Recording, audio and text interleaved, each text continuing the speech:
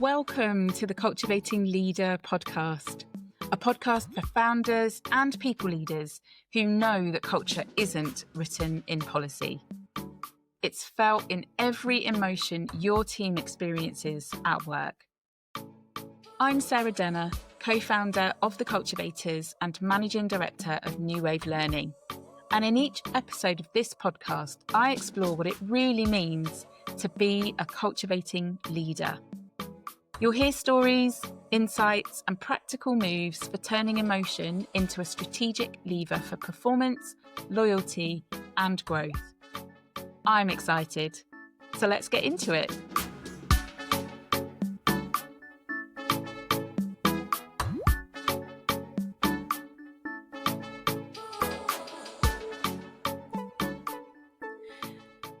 Matt, thank you so much for giving up some time at the end of the week. I know you've had a busy week, so really appreciate you taking some time out to talk to me. Really keen to get into our conversation as quickly as possible. One of the things that I've used as to inform my questions is your LinkedIn profile. So thank you for being so generous in your bio. Not so many people are. So thank you. Well, I like to talk. Thank you for doing that.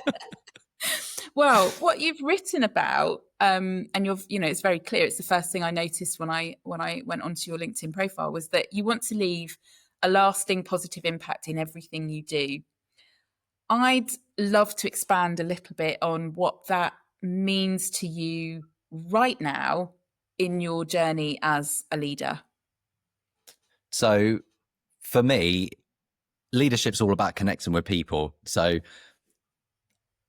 in a previous life, I reported into a great guy called Wayne, and he really taught me that leadership is about. It's not about what you do; it's about how you make other people feel. So he really kind of drilled that into me, and something kind of clicked last year, and I was like, "Do you know what? It's that servant leadership, right?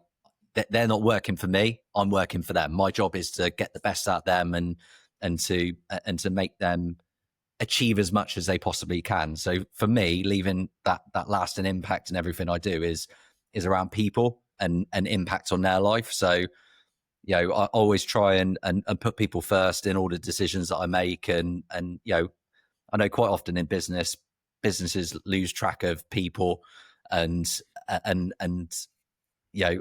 worked in many businesses that quite frankly didn't care about people. And for me, it's just the most important thing, making people feel safe at work, to be able to be themselves, to explore, to try new things, and ultimately be as successful as they can. So you've used the phrase servant leadership there, which is something that I was came to know about through a leader that I worked for at IBM. My goodness. 17, 18 years ago now. And I didn't realize it was servant leadership. I learned the kind of title for it long after I'd stopped working with him. But that sense of serving somebody who is perhaps less junior than you, or not paid as much as you, or doesn't know as much as you in terms of your expertise is such a skill that we don't necessarily recognize the value of, because we have an expectation that when you get the label leader, it comes with you're being paid to know what to do. And there's a vulnerability around servant leadership that I think is really not even misunderstood. It's just not acknowledged. And I'm always curious when people do understand what servant leadership is, what their view around that kind of vulnerability versus hierarchy, status, and power kind of looks and feels like from their experience. Yeah, so I'm not a big fan of hierarchy or status. So, I've seen it so many times in my career that people get up to a certain level, and there are some times that people are maybe promoted above where they probably should be because they don't have the skill set to do it. And then because they're in a leadership position, they have no idea what leadership is. They think leadership is telling people what to do and perhaps taking credit for work that other people have done. Whereas, leadership for me, you've really got to, you've got to put your trust in other people. It's not about telling them where to go or where to look. It's about trusting people to do that. They know what they need to do, but making a safe enough space that if they don't know what they need to do, that they can feel they can come to you and ask you that question. And again, it's not about saying this is what you should do. It's about asking them the questions so they answer it themselves. And that's, it's very, very easy to, particularly in business these days where it's so fast paced and you're always trying to get onto the next thing and there's never enough hours in a day. It's very easy to get into that mindset of just answering someone's question and say, right, this is how you do it. Go off over that way and go and do it this way. Whereas, leadership, you've got to take the time to give people the space and the freedom to learn themselves and answer their own questions. Yeah. Well, but I think this is the fascinating part of leadership for me. Depending on what title you stick in front of the word leadership will determine how true what you've just said is held in that leader's style or perspective. So if I think about if we are I was at a networking event yesterday and there were some people who have military background and they almost now they've moved into commercial roles and they're running their own businesses, and they almost indicated that they were a little bit uncomfortable in that environment calling themselves a leader because their perception of leadership is that of autocratic leadership, in the sense of I give you a command and you follow. Yeah. Where what we're, the kind of the style of leadership that we're exploring here is, more consultative, more involved. You trust before you're trusted, all of those sorts of things. And I think that's all, for me, that's the beauty, but it's also the curse of leadership, because it means different things to different people and the styles differentiate that. You're on a podcast called The Culturevating Leader, right? So I have my own view on what style of leadership I am advocating for. And it's very close to servant leadership, but I'm curious to know from every guest that comes on, if I say to you, I'm leading a momentum to create cultivating leaders. Is there anything other than what you've sort of used to describe what a servant leader is that you would add to define what a cultivating leader means to you?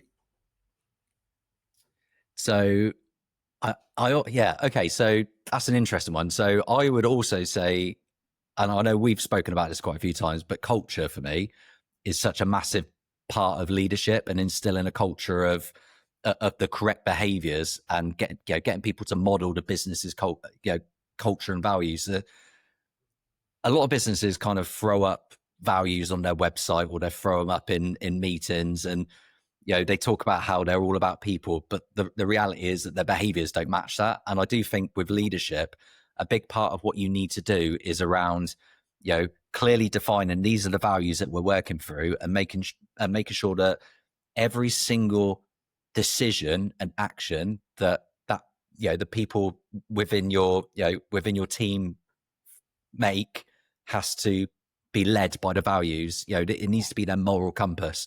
They need ask yourself, what I'm about to do, does this align with our values? And I think culture and values is a massive part of a leader's role. Yeah, absolutely. And I want to definitely get into that with you now, because as you say, that's kind of the area that we've connected around, right? Is this idea of, but also I think what prompted me to ask you to come and have this conversation with me is that actually what got us together, what got us connected, was the fact that your organization were looking at a brand values refresh. And it was about, okay, that's the external, that's almost like it had an external focus. And there was a question around, okay, if we, if we tell the world externally, we tell our clients that these are our values, what does that then mean to the internal culture and the internal behavior that's going to deliver on those values? And I think that I really liked, again, what I saw in a post you'd made is that you sort of described values as being the filter for the businesses that you work with. And I sort of look at it in a very similar way, although I use a different word. So I sort of say values are the principles by which we will make decisions and deal with conflict, for example, or they're the things that we will hang on to so tightly when we won't give up on those things. The culture is the everyday practices. It's the everyday things. It's the things we do when no one's watching. Yeah. That align, that bring those values to life. Yeah. And I think that even defining that for yourself is, as a leader, is an important thing, because you've really got to understand what you're talking about.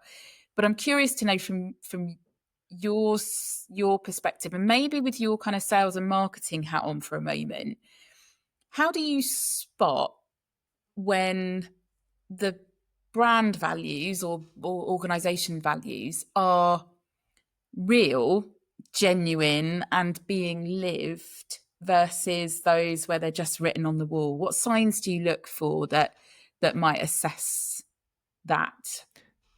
So I always think it's just around the behaviors that you see people making every day. So the way that they interact with each other, the way that they interact with the customer, the care they take around their work.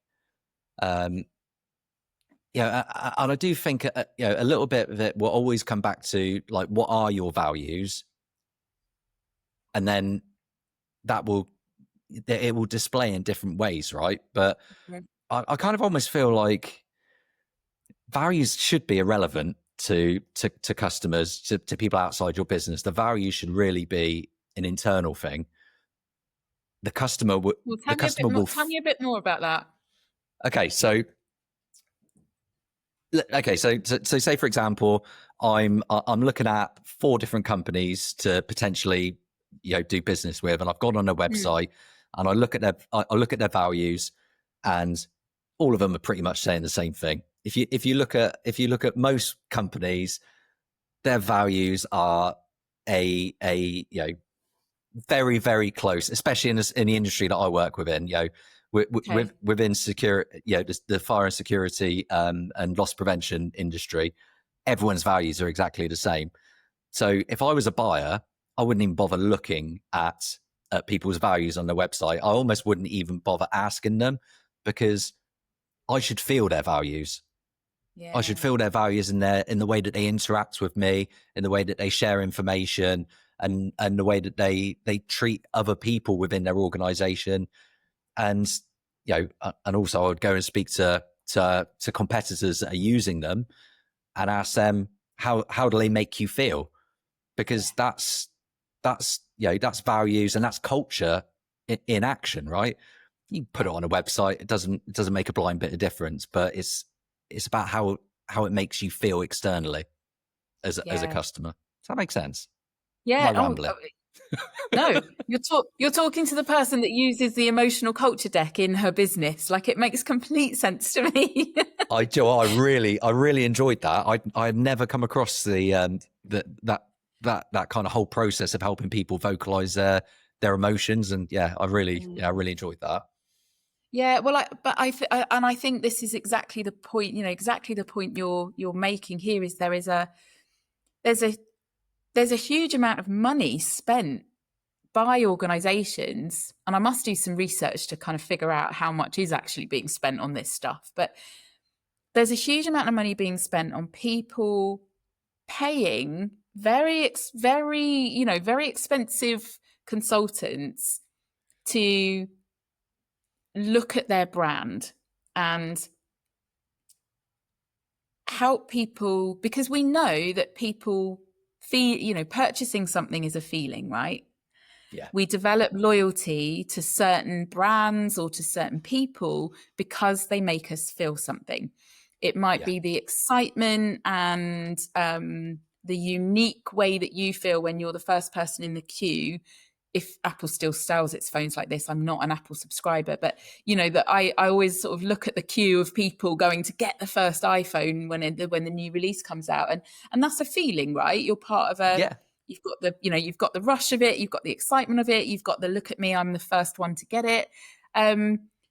And then you've got the others, people like me, that feel completely repelled by that idea. And I stick with my Android phone simply out of principle. I don't want to be one of those followers. It's all based on a feeling. All of our decisions, we spend a lot of money making sure we know how we want our client to feel, because we understand that buying is a feeling and loyalty is a feeling. And if we get that part right, we'll get more business. Absolutely. And my argument has been a little bit backed up by what you've just said there.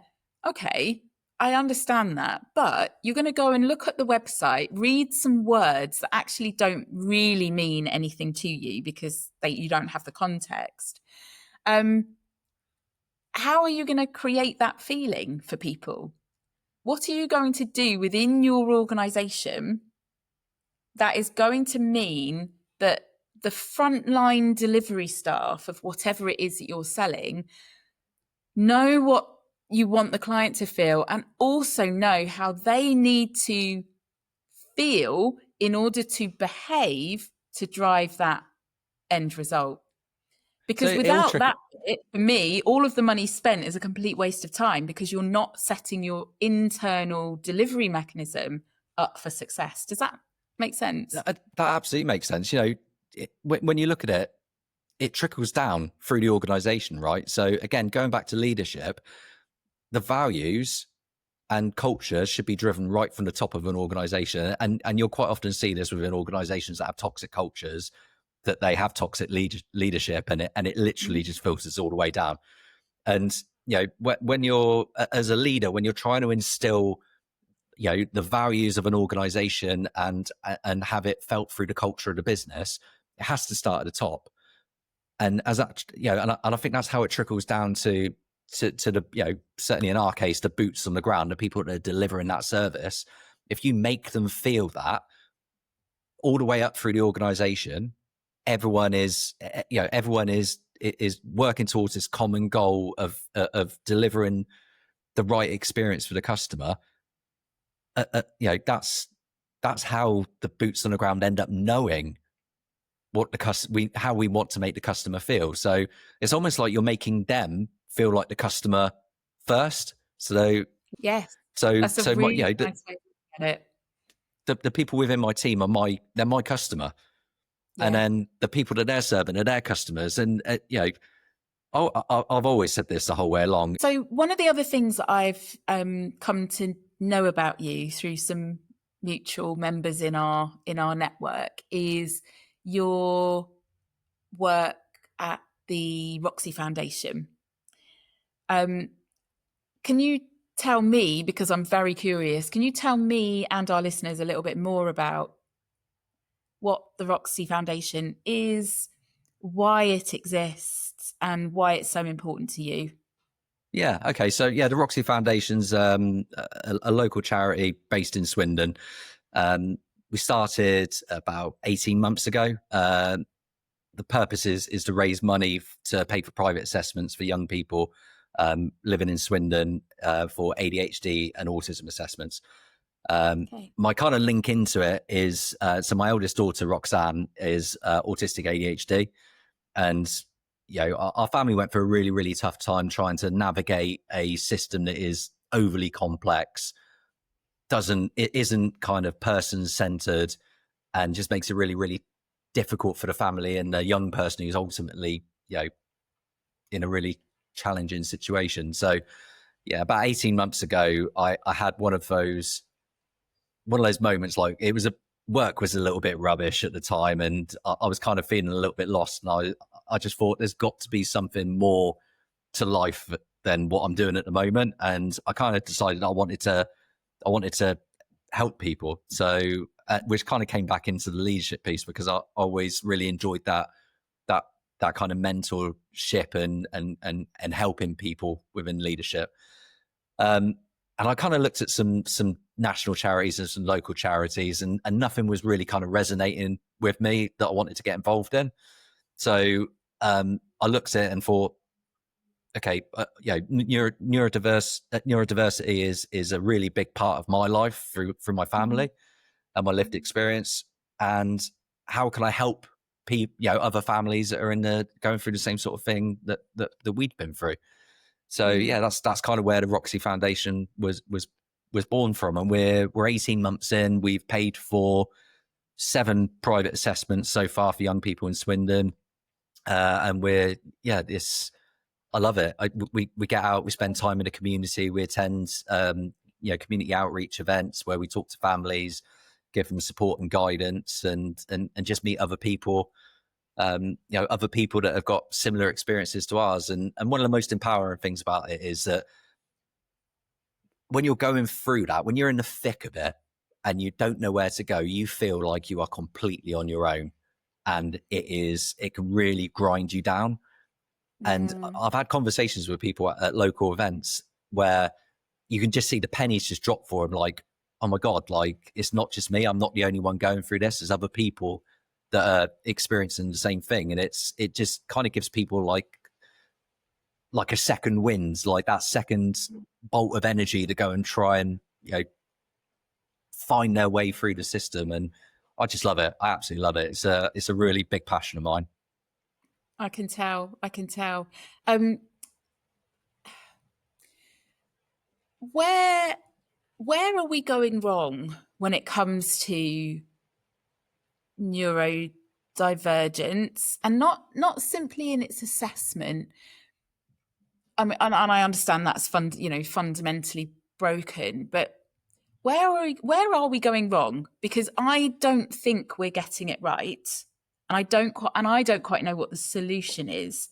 But I feel like we're so much more aware of it than we've ever been, but yet we're still getting it wrong. What solutions do you see? Like, how do we tackle this? So I just think it's an education piece. So, I'm. This is going to sound really like against what the Roxy Foundation does, but the assessment should be pointless. There should be no need for an assessment. At the moment, you need the assessment in order to access the support that you need in school or sometimes in work. And, really, it starts with education, and building a system of education for young people where it's inclusive. So you're not focusing on trying to create robots and everyone fitting in this box. And if you don't fit within this box, you're a naughty kid, or you're stupid, or you're a troublemaker. Open up learning to make it accessible for everyone. So, just simple things like classroom environments, giving pupils access to be able to learn and digest information through different methods. So some people might learn better through reading. Some people might learn better through watching videos. Some people might learn better through, hands-on tasks. But we don't. We just try and make everyone fit within this single mold, and then that carries on into the workplace. It's like a learned behavior. It's drilled into everyone that you have to, you have to be this certain mold. And, particularly in the workplace. And I've done quite a lot of work within businesses that I've worked within around educating people on neurodivergent conditions, because, and then the irony is that you then find out that people within the business, are dyslexic. They've got ADHD. They're autistic. They never disclosed this before because they don't feel safe talking about it. And you see them struggling in the workplace. And because they haven't disclosed it, and because businesses, not all businesses, but most businesses don't understand how to support people in these, with these challenges, they just end up struggling through. And then they're not achieving what they could be achieving. And when you could just make such simple little allowances to make things more accessible, lighting in the office, heat in the office, giving people a quiet space to take themselves away, tools to be able to help you with, with writing, dictation instead of writing if you're dyslexic. And I think that's where it all goes back to education and a lack of understanding through the school system, I think. And having a assessment, a diagnosis should not even come into it, because everyone should be treated as an individual. You should go and check out the conversation I was listening to on LBC radio this week. And there was, I forget the lady's name, but she has been called, she's written a book and she's been called a sickfluencer. I'm gathering she's pretty well known, pretty famous. Yeah. And she basically helps people now through a scheme called Access to Work. Yeah. And the interviewer of the show, the host of the show, was absolutely horrified when she made a very similar statement to the one that you've made, that diagnosis should be irrelevant, because she'd explained that you don't actually need a diagnosis to get access to the funds, the grant that's available to get the help that you were just describing. And his reaction, what was horrific from my perspective, because he exemplified for me what you've just described there in terms of like the education system. He exemplified what it means in our workplaces, because his bias was, so you're telling me that you can get up to £75,000, forgive me if my numbers are incorrect, but you can get quite a lot of money paid for by the taxpayer and you don't need a medical diagnosis. He was horrified. I mean, it was full of judgment. Yeah. And that, that story has really stuck with me and resonates with what you've just said there, because as you say, our education system is still as it was when we were in the Industrial Revolution. So we were churning out people cookie cutters of people that could just get to work, right? Because that's what we needed. And we've got all of this talk about the future of work and the challenges of the future of work, and this massive conversation about skills gaps and skills shortages. We're facing, some of the lowest productivity amongst our kind of considered peers in the geopolitical space. But yet we have a school system that's chucking out something that was, it's redundant, right? That time is, we no longer live in that time. It's just not fit for purpose. It hasn't been for a very long time. I left school 25, 30 years ago. I can't remember, quite a long time ago. I've got teenage daughters now, and they're still learning the same things I was learning then. We've got the same way. We've got coding, we've got AI, we've got engineering has come on leaps and bounds, but we're still learning things that, quite frankly, just feel irrelevant. People leave school without the skills to be able to, they don't know anything about mortgages, they don't know anything about pensions. People aren't taught skills that are relevant to life these days, is my personal opinion. No, I couldn't agree more. Could not agree more. So there's almost like a lobby, there's like a lobbying role, perhaps. Like, I wonder if you see yourself playing as the Roxy Foundation kind of grows in its mission and purpose around around kind of supporting some sort of challenge of the education system. Because I guess at the moment we know about certain labels for neurodivergent people, but I'm guessing the more awareness we raise and the more research that goes into it, who knows how many more we will discover, right? Yeah. But then it goes back to it. It should be irrelevant. Yes, it should be irrelevant absolutely. If someone's neurodivergent, because everyone should be treated as individuals, and we should be making allowances for other people. It's just basic common kindness. Like, why would you not make allowances for someone? Why would you not try and find a way to make people feel comfortable? And it's a real difficult one, because we spent so many years trying to get support for our eldest daughter, Roxanne. And we spent so long doing it that you do just become obsessed with this label, because people won't listen to you. You get pushed back for so much support because you don't have this bit of paper that says that you've passed a test. And I just find it completely baffling. And don't get me wrong, I do think that there's some changes come into to the way that the support is going into place within schools coming. So that the onus is being taken away from diagnosis slightly.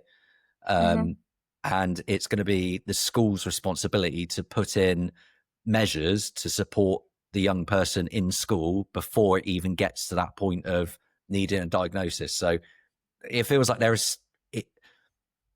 I've not been told officially that that's the route that they're going down, but I suspect that they will try and remove the cost from kind of social care and mental health, push it into schools to try and, which they should be. If you get that right in those younger years and give young neurodivergent individuals the skills to be able to better understand themselves and know what they need to feel well in themselves and to be able to thrive, that cost of social care will then come down, because you're not going to have so many mental health challenges that so often come along with neurodivergent conditions. So I think it's the right thing to do, but let's not get into politics. I'm not sure the government are particularly communicating what they're doing very well. Well, one thing we'll make sure that with this podcast, people can connect easily with the Roxy Foundation in terms of how they can access your charitable services or even get involved and donate to it. But I guess what's next I was going to ask about kind of what's next for the Roxy Foundation, but I think we've covered some of that. What I am curious to ask you about, though, is you are a leader of a charity that is obviously something that you are very passionate about and it is personal to you. But you're also a commercial leader in a business.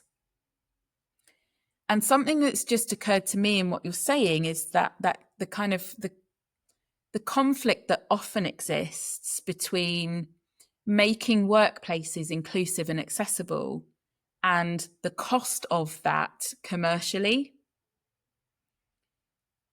In terms of, so I'm sort of going back to my HR days, and I'm thinking about when we first started doing workplace desk and screen assessments, and there was suddenly like an influx of, I need a riser, I need an ergonomic chair, I need those things for my physical comfort, to be physically comfortable at my desk space. And I guess I see the same conflict now in terms of, if we suddenly, as an organisation, if we suddenly invite accessibility and inclusion, we're going to be met with the financial cost of making those adaptations and those adjustments. How do you where do your feet sit across that really fine line between commercial and the right thing? I think the right thing is always the right thing to do. The commercial element does come into it, but if you make those adjustments, which quite often will not cost huge amounts of money, the increase in productivity, the reduction in sickness, people's emotional well-being, I think it ends up it pays for itself. Spending that money to make those adjustments. It's I know sometimes it could be eye-watering when you get a quote come through for maybe a bit of electrical work that you need to do to change lighting and things like that. But the reality is, people come to work and they deserve to have an environment where they feel comfortable, where they feel safe. That's what drives productivity, and that is what drives that's what drives excellence. If you don't care about your people, they're not going to care about your customers. They're not going to care about your business. So for me, it always comes back to doing the right thing. I really, will always ask myself how will this decision impact people. It should always start with that. I really appreciate your use of the word excellence, because I think that we expect high standards of the people that we pay to do work for us.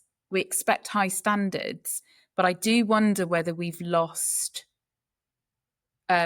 sight of what they need to feel to deliver excellence.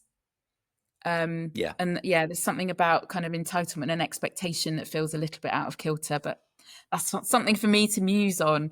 I'd like to spend a little bit of time as we come to kind of the end of our conversation talking about your current commercial role, which is relatively new. You joined 4 or 5 months ago, I think. Oh no, it was 3 months Wednesday. Oh, it's 3 months, was it? It's Oh my only 3 goodness. months. Okay. Yeah. So it still Time is, has flown. still is really new then. You described yourself in joining, or you described joining Lodge as feeling instantly at home. What does that mean to you? What did you get from your induction and your introduction that helped you feel like that? So I was really, really lucky. The induction process was great because they allowed me to spend time with every single member of the team. So I got to spend time with every single department. I got to understand what they did, how they worked with other departments. And it was just the way that people were so open in sharing, which is really, really unusual with businesses. You know, in previous roles, when you try and understand what other departments do, they can be quite like closed off and, you know, why are you trying to look at what I'm doing over here? Which, you know, that collaboration piece, particularly when you work within sales, collaboration across different departments is so important. You need to be able to understand the different processes, how it impacts the customer, and how it all ties together to be able to, again, that word, deliver excellence. Because, you know, when I joined Lodge, it was completely different. You know, they literally open arms, open book. This is how we do things. This is how we work together, and that's really what made me feel at home straight away. There was none. There was no politics. There was no trying to hide things from each other. It was just open conversation. I loved that. Yeah.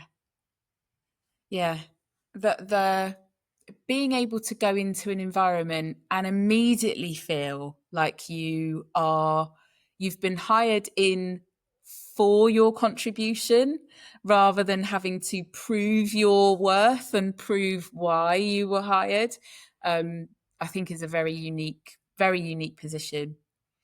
Yeah. So as your lead, I was really, really lucky that I knew Darren from a past life. So, God, I must be going back 10 years ago now. Darren, our managing director, he was at Arcadia and he was head of loss prevention over there. And I was his account manager.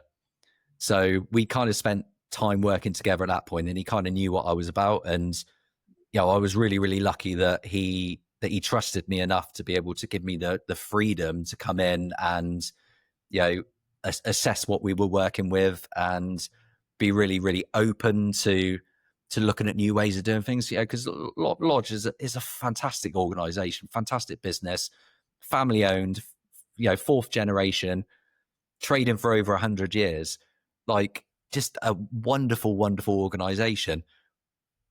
But the risk of, you know, with an organization that old is that and being family run, is that you do end up, you know, becoming quite rigid in the way that you do things, and you don't look at different ways. And it's been the complete opposite. You know, I've come in with some different ideas, different ways of doing things that I've seen work in other organizations. They've been really receptive to it, and it's just so refreshing. And again, I think that comes back to it's about that. It's about leadership. It all comes back to leadership. Darren and Stuart Lodge, the owner, they give you the freedom to feel safe to speak your mind, to say when you see something wrong, to be able to try new things, and they just support it. I couldn't ask for better leadership myself. Yeah. Well, what you've just described there is trust. Yeah. They've given you, they've trusted you before you've had to prove that you are trustworthy. And I see the reverse of that to be more common in commercial and corporate organizations than what you've just described there. What also I reflected on when you were describing that is Lodge have been, Lodge, fourth generation, 100 years. And we've just been talking about, the school system Yeah. being, not fit for purpose because it was born out of an industrial revolution, and how much the commercial world can perhaps teach our current political world of what needs to happen and what good looks like and what best practices can allow for. So that was an interesting reflection on the similarities between that. Yeah. How are you going about building trust yourself as a new leader, joining an organization who are on a bit of an evolutionary track in terms of how you do things around here? You are practicing what you preach in terms of, are we doing the things in the best way that we possibly could? How are you personally going about building trust as a new leader in a new environment, in a business that's starting to do things a little bit differently? So I work through delivering what I say I'm going to do. So I just deliver on my commitment. So internally, if I say I am going to do something, I deliver it, and that's the quickest way to build trust internally. It's completely, I think, completely underrated attribute to deliver on what you say you're going to do. So many people go, yeah, I'll look at that for you, and you get bogged down in the day to day and other things that are going on, and you don't deliver on something because you feel it's tiny, it's not that important. But the fact that someone has come to you and asked you for help with something, or highlighted something that's wrong and should be dealt with, to not deliver on a commitment to do something about that, that's the quickest way to lose people's trust. Yeah. And it might seem like a small thing to you, but it's a massive thing to them. And it's something that I deliver on your commitments. It's just the easiest thing to win trust.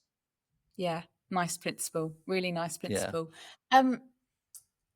I have been asking every guest so far, partly because I'm nosy and I'm always looking for new ways that I can learn.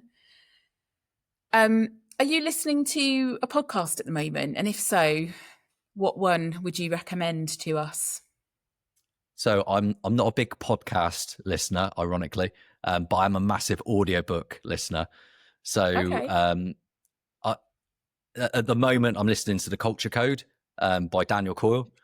I've literally just finished the Start With Why by Simon Sinek, which was absolutely brilliant. Like, I literally everything that he talked about within that book, I just resonated with me. So when I finished that one, I was like, right, what else can I listen to? And I did a bit of research, and The Culture Code came up. And if you haven't listened to it, I would highly recommend that. But I spend a lot of time in the car driving, so yeah, I'm all about the audiobooks. Brilliant. Well, lots of driving then, it sounds like. Lots of driving. Yeah. Thank you so much for your time with me today, Matt. I've really enjoyed it. Really enjoyed learning more about your perspective and in particular your mission around the Roxy Foundation, and I'll make sure that listeners know how to connect with you.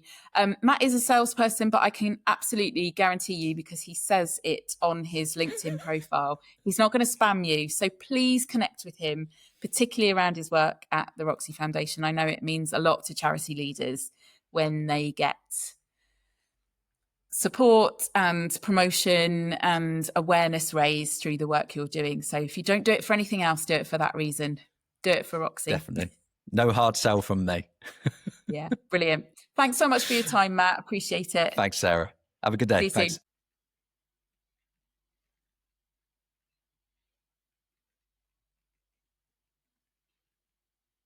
Thanks so much for listening to the Culturevating Leader podcast.